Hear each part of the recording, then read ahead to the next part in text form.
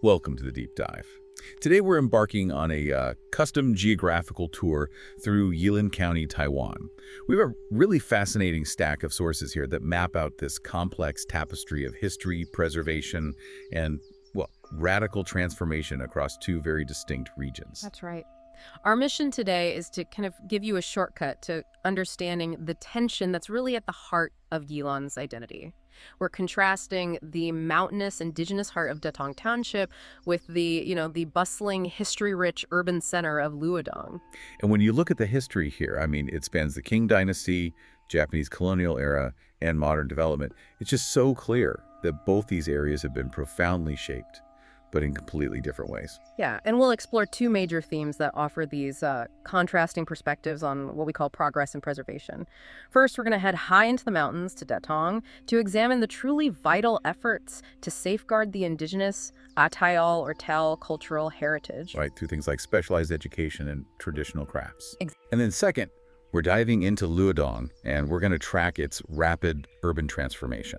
The focus there is on how modernization didn't just change the town. It literally paved over its most critical historical infrastructure. The waterways, the very things that gave it life. Okay, let's unpack this, starting in the profound geography of Datong Township. The sources describe the sheer scale of the environment here. I mean, when you view the massive mountains, there's this immediate, visceral feeling of respect. And honestly, even a little bit of fear. The scale of nature just makes you feel so small. It really speaks to the deep spiritual and cultural connection the Tayal people have with this landscape. This isn't gentle terrain at all. It's rugged, it's impressive, and it defines the isolation and resilience of the communities there. The geography itself is a story. It certainly is. For example, the sources mention a notable natural attraction, the Peng Peng Hot Spring. It's described as a wild creek hot spring. Which tells you right away this isn't some developed resort. Not at all. Yeah. It belongs to the hard, metamorphic rock classification of the Chiwishan mountain range. It's just elemental. Exactly. And that remoteness is key to understanding the next layer. The indispensable role of the rural schools. We're talking about places like Yinchi Elementary School and Tatong Elementary School. These aren't just educational institutions. They are the essential cultural hubs for these small indigenous communities.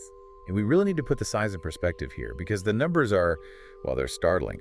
Datong Elementary branch schools often have only 40 to 50 students total. The entire Datong Elementary student body is less than 100 children. Now imagine the weight placed on those few students. This is where a fact becomes an insight. These children are carrying an immense societal responsibility. They are, the front line of cultural preservation. It's so much more than learning math and reading. They're tasked with mastering and preserving the special Tayal culture, the customs. The hope is that by getting this specialized education, they might come back one day as future educators, representing their own communities, their heritage. And this commitment, it runs year-round. A lot of parents in these remote areas might have to work long hours, so the schools step up. They run these continuous 6-week summer camps and courses, often providing lunch boxes.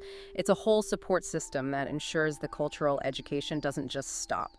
I find the dedication to the traditional crafts just so moving. We see that preservation happening hands-on, specifically at Datong Junior High School. They run these summer workshops that are explicitly designed to pass down heritage. This is where we meet the masters. The sources detail the traditional skill of Atayal bow and arrow making, taught by revered elders who are affectionately called Shilao. One master mentioned is a Mr. Wei Jianfu, who is recognized as a national treasure for his command of this craft. That title, National Treasure, really underscores the value society places on this living history. And the specificity of the craft is incredible. They don't just use any wood. The material for these bows is lygodium, which is known locally as lusong jiami.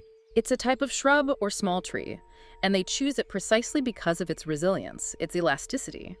This choice reflects generations of accumulated knowledge. And historically, this skill wasn't like a hobby. In early Tayal society, archery was an essential skill for young boys, for hunting and, critically, for protecting their homes. So they were learning the core skill required to survive and maintain the social order. Absolutely. And parallel to the bow making for boys, you have the equally significant art of weaving for the women. Traditional tail women use the horizontal backstrap loom, a skill they typically learn quite young, around 13 or 14, from their mothers or grandmothers. This is where the skill becomes almost spiritual, right? It's completely spiritual. If we connect this to the deepest values of tail life, weaving was absolutely foundational to a woman's identity.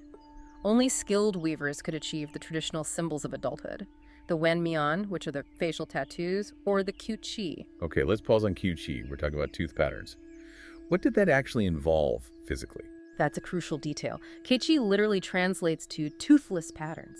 It refers to the painful but very significant custom of filing or even knocking out the upper canine teeth.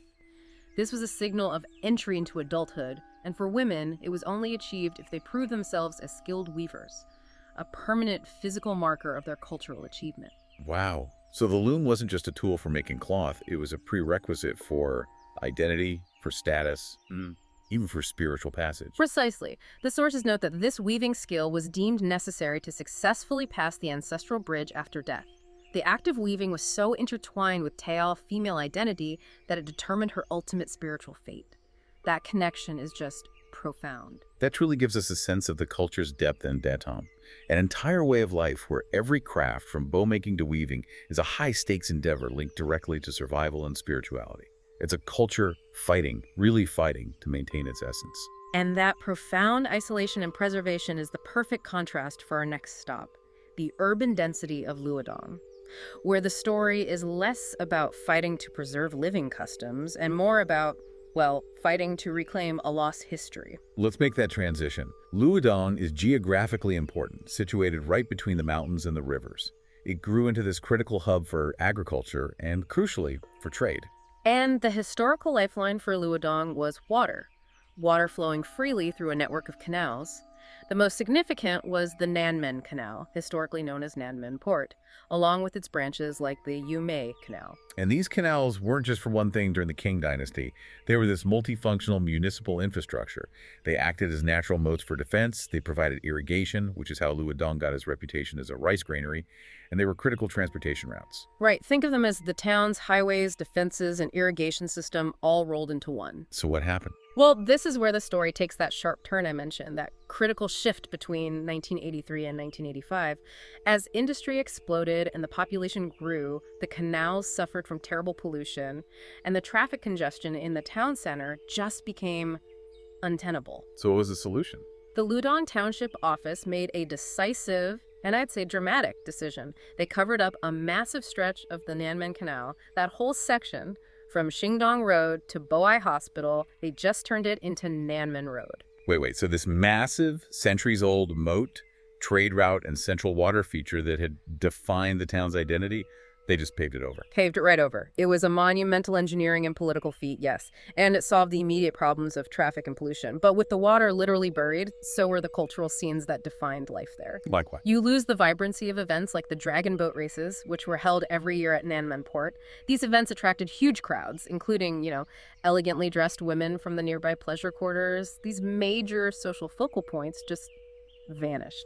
And that prioritization of industry goes back even further, right, to the Japanese colonial period when the timber industry flourished. Correct. Luodong became a major processing center with huge sawmills, all supported by the railway transport system the Japanese established. This boom fueled the need for modern governance. And a key figure in that was Mayor Chen Chunjing.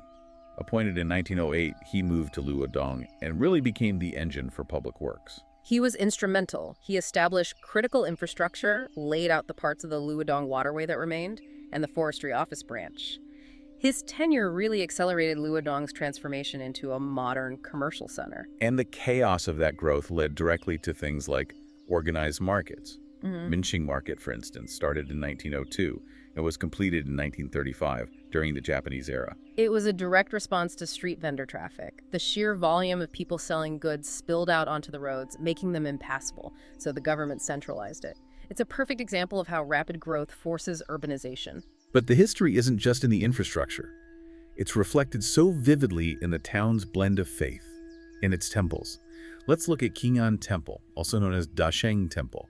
It worships a trio of deities, Kaxinga, Kaisheng Shengwang, and the Great Sage of Heaven. This temple is a fascinating historical document in stone. Generally, the Japanese occupation heavily restricted the construction of Taoist temples, but Kakusingo was a figure respected by the Japanese, as he was seen as this sort of transitional historical figure. So that's the political insight.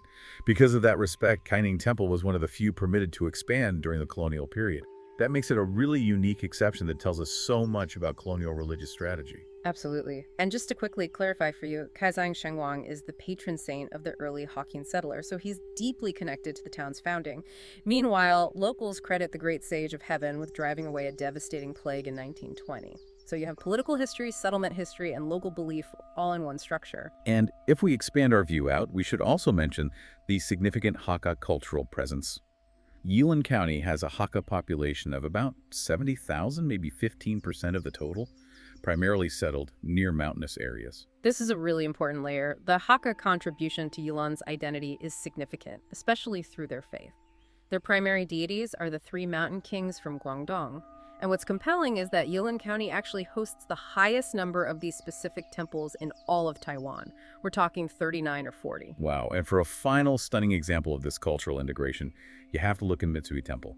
It houses the Japanese Rui Guilguanyin, a legacy of the colonial period. But the tradition didn't end when the Japanese left. The local community integrated it. They continued to worship that figure, but now alongside their traditional Taiwanese deities. Mitsui Temple perfectly showcases that layering of spiritual practices that modernization and colonial history left behind. This deep dive really does bring the tension into focus. On one hand, you have the rural indigenous community of Datong, where traditions like bow making and weaving are preserved as these vital living cultural resources. And then you contrast that with Luodong, which was defined by relentless, fast-paced modernization. Luodong's community is now, in a way, struggling to reclaim the memory of its lost heritage. The canals that were paved over, the structures that were replaced, the two towns are like opposite sides of the same modernization coin. It makes you wonder about the long-term calculus of development. I mean, if a critical piece of a town's history, like the Nanmen Canal, which was its lifeblood, a moat, a trade route for centuries, has been literally paved over for urban efficiency, how do you even begin to value what was lost? And that raises a really important question for you, the listener, and for urban planners everywhere. If the past has been buried right underneath the asphalt for the sake of efficiency, what responsibility does modern society bear to unearth those memories, to document them, and to make sure future generations recognize the full cultural and historical cost of modernization?